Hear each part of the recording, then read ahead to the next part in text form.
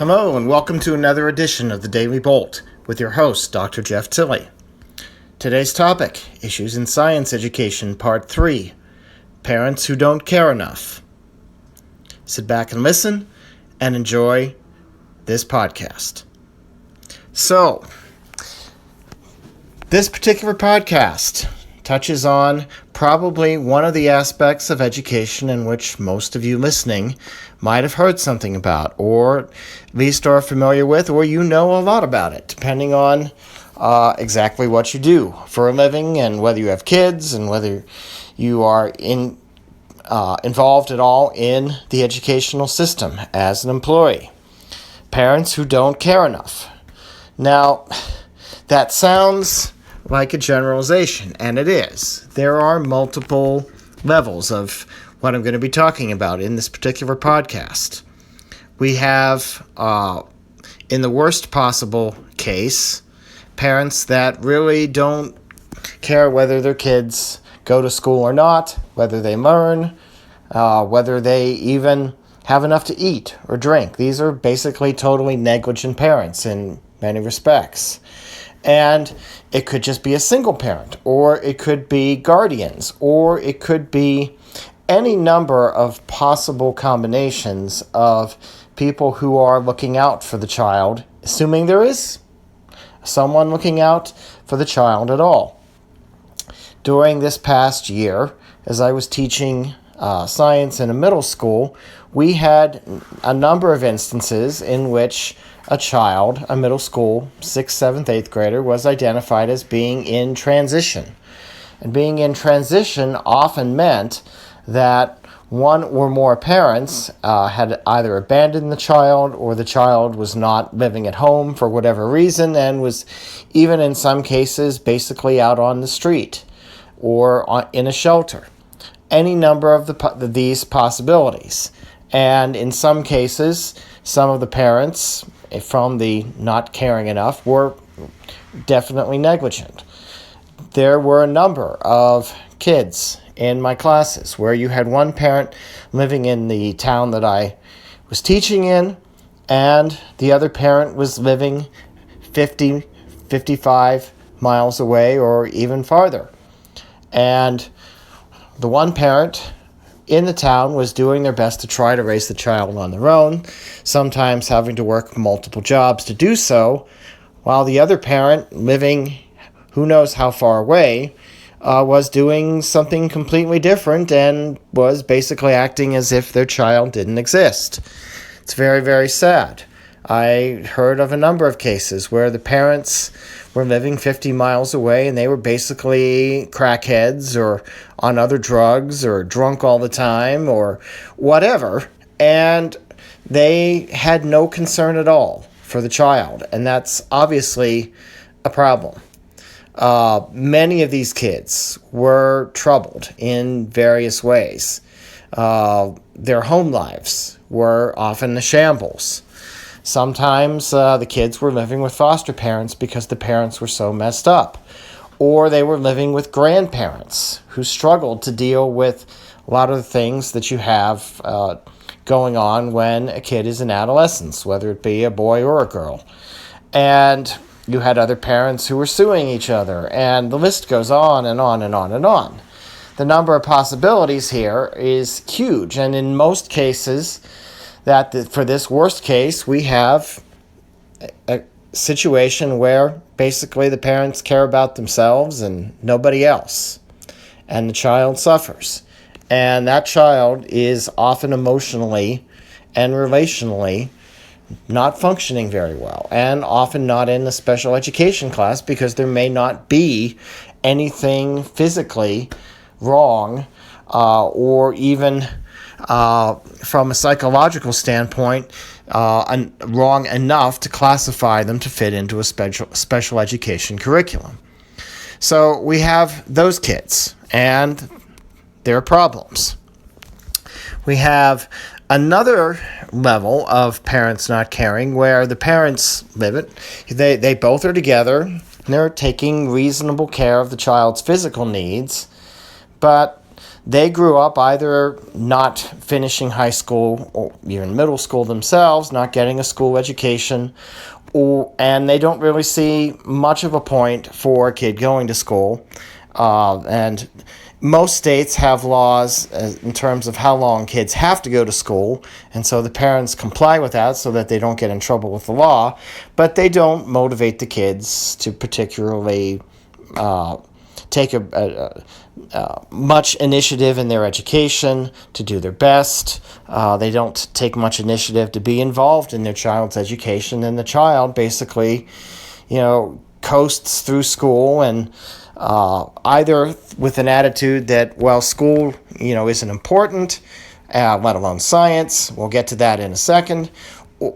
And the kid basically has resigned themselves to believe that their future is they'll finish school because they have to, and then they're just going to go work in a fast food joint, and that's where they'll be their whole life. Or maybe they'll graduate to another restaurant or to a Walmart or something like that.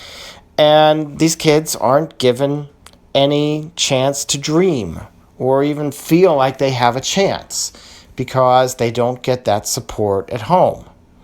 And there's only so much you can do as a teacher to try and bring that along. I know, I tried.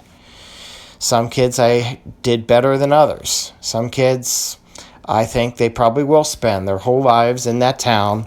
And if they're lucky, they'll get maybe to the point 40 years from now where they might be running a department at Walmart. And that's their life. And it's a sad story. It's one that was hard for me to deal with as a teacher. Then we come to the next level of parents who don't care enough, where they care about math, they care about reading. They don't care about much of anything else. And in some cases, they have an attitude that science is a waste of time. That there's, why does anybody have to learn science? There's no practical use for it and practical application. And before you have your jaw fall to the ground listening to me say that, I can tell you that during this past year, in middle school and even in years before that at the college undergraduate level, I heard that exact statement from students. And I even heard it from a couple of parents. So I know that these attitudes are out there. It's interesting that they take the view that, well, technology is important. My phone's important. And when you try to bring up the fact that you wouldn't have technology, you wouldn't have the phone, your iPhone, you wouldn't have 5G connectivity in the internet, you wouldn't have YouTube, you wouldn't have all this gaming software, every other bit of technology, Alexa, other smart home devices, electric cars, smart cars, drones, you name it. You wouldn't have any of that without science. Yes, you need engineering, and engineering is a key part of that, but the engineering works off of scientific principles. Engineering would never exist if there wasn't some science behind it at some level, one way or another. But that message seems to be lost not only on many of the kids, but on their parents who give them these attitudes. I dealt with a number of middle school kids who were basically convinced by their parents that scientists are all out to, just steal money and they're a sham. And while there are problems with science, and this podcast has tackled some, and we will continue to tackle some of those, to throw out the baby with the bathwater and say that all scientists are kind of useless to society, and that there's no basis for needing to have science taught in schools is doing a huge disservice to these kids. These kids will, in many cases, they will avoid taking science classes as much as possible and then get to the college level being very deficient in science compared to, those kids in this country who have taken science classes, but more importantly, to immigrants from many countries. not just China, but Japan, Russia, Europe, who have much better, stronger science backgrounds, and they come into the class knowing a hell of a lot more than kids raised in the U.S. educational system. And in fact, I even saw evidence of this in the middle school when we had a student come in very close to the end of the year from Argentina. He spoke very little English, and he could write English and he could read English, but his speaking skills were still being developed. Nonetheless, he knew rings around everybody else in terms of science. He came in a week before a test where the other kids had had 4 to 6 weeks on the unit. And most of those kids who had bad attitudes towards science, they didn't study, they didn't see the point, their parents didn't push them because they didn't care about science, they did poorly. He came in 1 week before the test, and he was the best score on the exam, even though he hadn't been around for the presentation of the material, because in Argentina, he had had all this material at least a year ago. And it was all familiar, and he knew it back and forth.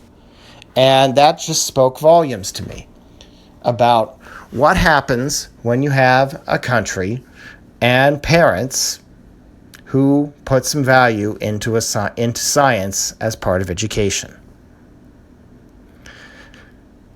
That's some food for thought. When we think about the U.S. educational system continuing to decline, maybe we should start sending our kids out to Argentina. At least in terms of science, they seem to know a hell of a lot more than our kids do. For now, this is the Daily Bolt with Dr. Jeff Tilley. I hope you've enjoyed this podcast. Depending on when you're listening to it, have a good morning, afternoon, good night, and God bless.